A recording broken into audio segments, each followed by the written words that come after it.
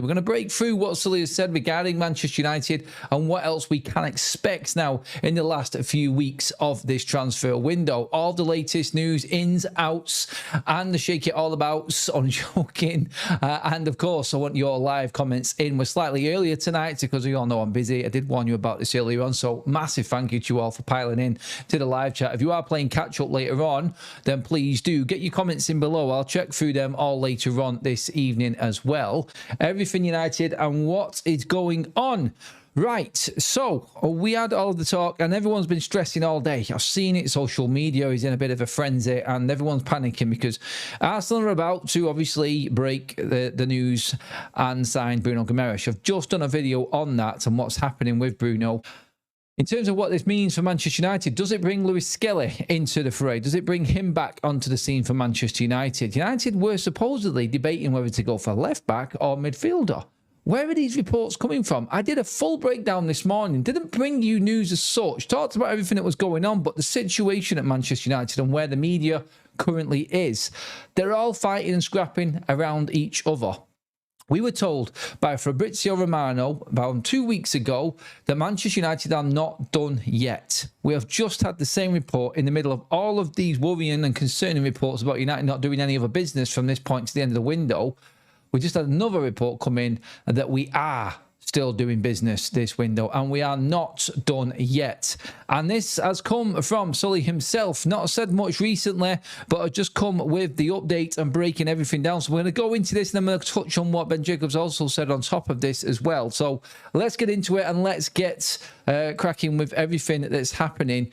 So he basically just said nothing new. United still want a third midfielder despite recent reports, and Carrick especially wants one. Carrick wants another midfielder in. Michael Carrick's transfer demand to Ineos is how we're picturing this, and how we're sort of packaging this up for this live show this evening, because I think Carrick knows, look, if he's going in at the deep end, which he is, and he's going in with not much experience, he's got no armbands, he's just going to be thrown in there. He's going to at least need like a boy or something to float with and something to help him out, to help him tread water and stay afloat up there in the Champions League places, with obviously all of the Sharks circling him. Look, I'm going around a right rabbit hole with this one here, but you get where I mean. You get what I'm trying to say here. He isn't getting much help from Ineos if he goes into the season as it is. Look, he loves Mason Mount, but all he's seen is Mason Mount be available for the majority of the end of last season. He hasn't been around Manchester United for the previous 3 years where Mason Mount hasn't always been there. So look, we can big up Mason Mount all we want. Michael Carrick in particular is the line that he's used here, Sully, and said that he wants that third midfielder. He definitely wants the next midfielder in as well as what he's already got. So you look at that. That, again, brings up the situation with, obviously, the Tchouaméni. Now, we've had DJ Amal come out today saying that Tchouaméni is not for sale. He is seen as one of the mainstays at Real Madrid, and if he was to leave, there would be an exit plan in place for him ready to go. So, I mean, if you don't know who DJ Amal is, he was the one that dropped the massive news on Edison failing that medical before anybody else. And that, again, was why everybody started to tune in and listen to him. And in particular, he's big around the PSG scene, but also has been doing a lot of reporting in and around Real Madrid and what's happening there with potential outgoings. They're going to try and push Camavinga out. They're still trying to do that. And the word is, as we know, he's not keen on leaving. So we're going to have to just shelve the Real Madrid talk at the moment. Everybody has played down the big signing type of purchase for Manchester United. That's been quite frequent as well so far this week. Sky have said it, Talk Sports have gone in on it as well. Other journalists, I've heard The Athletic talking about this, obviously, and Andy Mitten himself as well, saying that United aren't the apex predator in the transfer market anymore. They're looking, obviously, being careful and being clever with their transfers. So that sort of points away from signing Tchouaméni or Camavinga at the moment. Maybe Camavinga might be cheaper, but he doesn't want to come. And that's something big for Ineos and United. They don't want players that don't want to be there. So essentially, when you look at any opportunity now for a player coming in for Manchester United, they have to meet what Ineos want first of all, and they don't meet that, then how do Ineos defend that decision and then bringing a player in that doesn't want to be at the club? A lot of fans will say, well, that's what you've got to do. You've got to convince players as well. Not everybody wants to go to United. Sell them the project, sell them the dream. I'm all for that, by the way. And I think United have to accept that in a lot of different circumstances around transfers. Everyone's different. It's like, for instance, Salinas, the young left-back from Racing. Obviously, he's got his heart set on Barca. If United go in, his mind changes, obviously, because there is another sell. Matheus Fernandes wanted Manchester United, but De Zerbi rang him every single day, convincing him and his family that he needed to go to Spurs. United need to do more when it comes to players. Not everybody wants to go to United, and they need to convince more. So, in the case of the midfielder coming in, I'm looking at everybody, and the easy options are obviously Sander Berg, Tyler Adams, a player like that. Carlos Baleba, if you're thinking on the player side, but obviously the fee is going to be astronomical. Too many important topics to talk about. People need calling out. Lewis Hall deal potentially off. We're back talking about Tchouaméni again. There's a little bit on Alex Scott. Will we even sign a third midfielder? The striker situation looks dead and buried as well. Also, we'll be talking about these United fans who are basically applauding the burglars, as I would call them. Apparently, we should all be patient until the end of the window as well. Manchester United might be posturing. They might be being patient. So we should wait and see what happens. Yeah, you know, if you wait and see what happens when someone pushes you off a cliff, you're dead and you've got no, it's over. So, you know, maybe we should be resisting the push now before we're pushed off a cliff, you know? Maybe some of us are, right to shout out the issues within the club. Also, I think as well, you'll see Marcus Rashford on the thumbnail. I'm always opposed to blame Rashford because ultimately he wanted to leave Man United. But the cold, harsh fact at the moment is that if I'd said to you in May that Marcus Rashford would be our biggest signing of the summer, you'd have gone, what are you talking about? And yet Marcus Rashford is our biggest signing of the summer. We're paying him 325 grand a week. We haven't paid him a wage for 12 months. So technically he is. So lots to get into on the show this morning and lots of big opinion. No sweeping it under the carpet here. No glazerism. No pretending everything's rosy. In fact, The Athletic had it today that United's net spend is 50 million. I think that's generous. I actually work it out at more like 40. But Manchester United's net spend so far this summer is £50 million, which puts us about level with Bournemouth and lower than Everton, Brentford and Ipswich for net spend this summer, which is shocking, isn't it? It's interesting as well. I want to delve into the headlines because it is a news show, but I also want to shout out, call out, expose the United fans that a year ago told us to stop moaning because we weren't in the Champions League and times were going to be hard.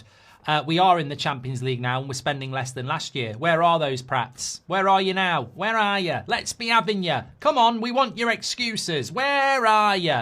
Well, we can't be competitive in the market. We can't buy midfielders because we aren't in Europe and we're paying the price of that. Well, we are in Europe now. We're in the Champions League and we're spending even less. What's your excuse now? Time to, change your opinions on that, I think. But anyway, let's delve into some stuff. Look, first of all, I did tell you on Sunday that we're not signing Ollie Watkins. The Athletic have now caught up and said the same thing.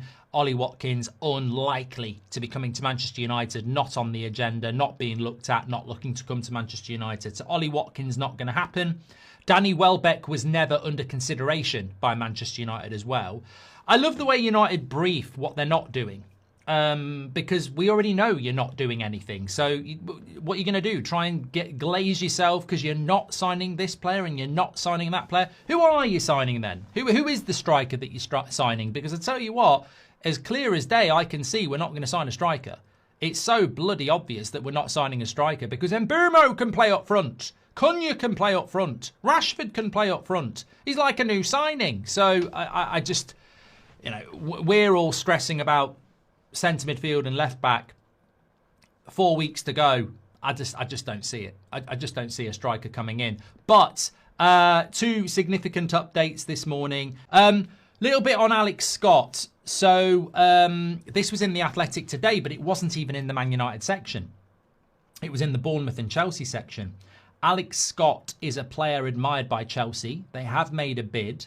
However, there's no talk of them going in with a second bid at the moment because Bournemouth maintain that he is not for sale, whether he signs a new contract or not. So Alex Scott, 2 weeks ago, was probably a player that we would have been thinking about.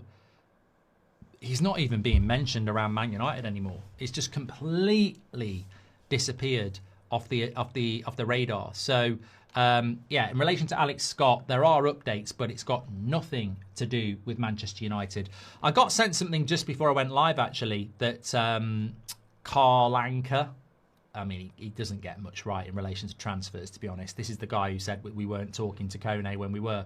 But he was talking somewhere saying about Tchouaméni and less than a 60% chance that I don't know. It seemed to be if this, if that, then this, then that, blah, blah, blah. The fact that we're talking about Tchouaméni on August the 4th is majorly embarrassing. Now, there is the theory out there that, you know, United's incredible posturing involves waiting to see what everybody else is doing and praying. I mean, if United are waiting on Tchouaméni, the scenario is what I said to you at the weekend. Rodri goes to from Man City to Real Madrid. Real Madrid decide to put Tchouaméni up for sale, and then Man United come in and pay 70, 80 million and give him 300 grand a week. Because, you know, Tchouaméni's new contract is rumoured to be somewhere between 15 and 20 million a year. It's a big contract, the new contract for Tchouaméni. So the fact that United, on the 4th of August, are still being linked to Tchouaméni, which we've got no control over at all. We are literally begging it in that scenario that things happen to allow it to happen. It's embarrassing. It's absolutely embarrassing that we're effectively begging it with Newcastle and potentially with Real Madrid to finish off a window that's been absolutely pathetic. You know what? Going back to Sir Jim Radcliffe, how does he back this board? How do you spend 2 billion buying Man United and then sit there looking at what's happening going, I'm really happy with the job they've done? They've sacked 2 managers in 2 years, costing him 30 million quid. They spent £500 million on those 2 managers, which is basically wasted money. And now they're presiding over the worst transfer window we've had since David Moyes. How could you sit there and be okay with this? It's crazy. And whilst there is still time left in the window, what is it we're doing? Waiting to see. Because I'll tell you this for free. From the Tchouaméni side, he is not there saying to United, let's get the Rodri deal done and then we'll talk. Real Madrid are not going, let's get the Rodri deal done and you can have Tchouaméni. That's not even happening. What's happening is Tchouaméni is a Real Madrid player. Jose Mourinho likes him. End of story.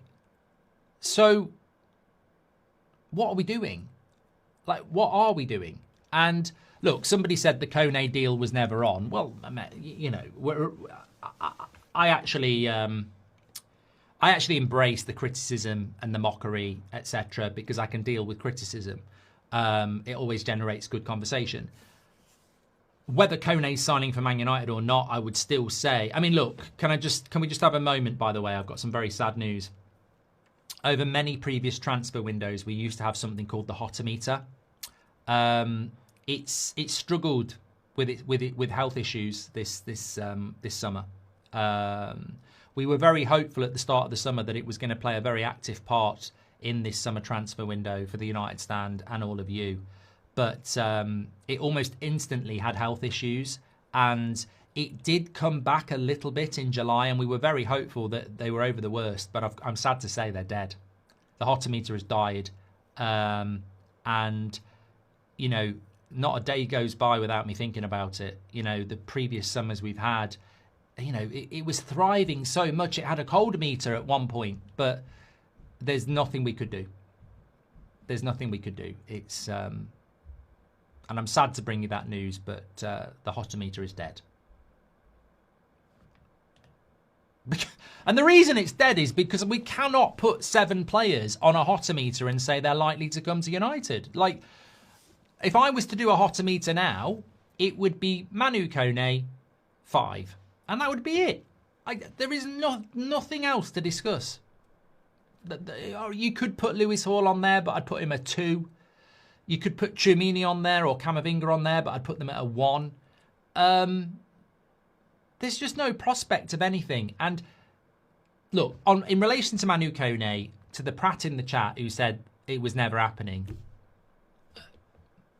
believe what you want. I'm not the director of football. I'm not the CEO, and I'm not the one in charge of the money. We factually did have talks with Manu Kone 2-3 weeks ago. We've never gone to Roma to take it to the next stage.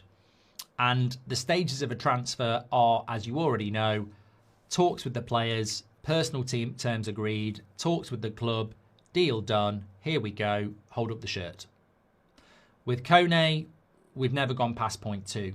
And point 2 is player wants to come to United. We've never gone to Roma. So you can believe what you like. I would still say that he's the most likely signing in the midfield as of today. But whether it's going to happen or not, I don't know. At this stage, I don't know.